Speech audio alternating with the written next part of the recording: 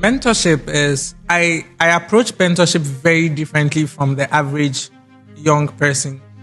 For me, mentorship is like a father-son relationship.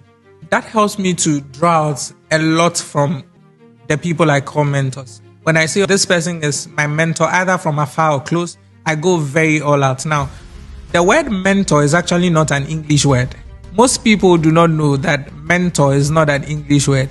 Actually, if you study the word very well, the word mentor is the name of a person. It's actually an ancient Greek name of the best friend of a person. If you've been following my body of work, or if people follow my body of work, I always say that I like Grecian movies. Wrath of the Titans, Clash of the Titans, all of those. Now, there's a particular movie called Odysseus.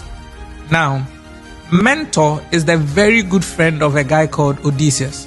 Mentor. So when we say mentor, it's not an English word. It's actually the name of a person. Mentor is the very good friend of a guy called Odysseus.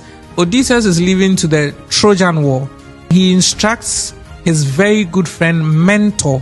He tells him to protect, he tells him to guide, he tells him to advise his son Telemachus. He says, Odysseus is saying, I'm going for a battle. You, my good friend, Mentor, I want you to guide.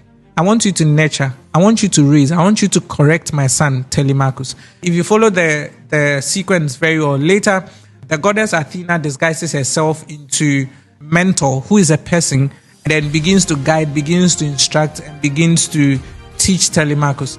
The word mentor became synonymous with somebody who became a wise guide, somebody who was like a guide to teach you, somebody who was responsible to nurture your growth.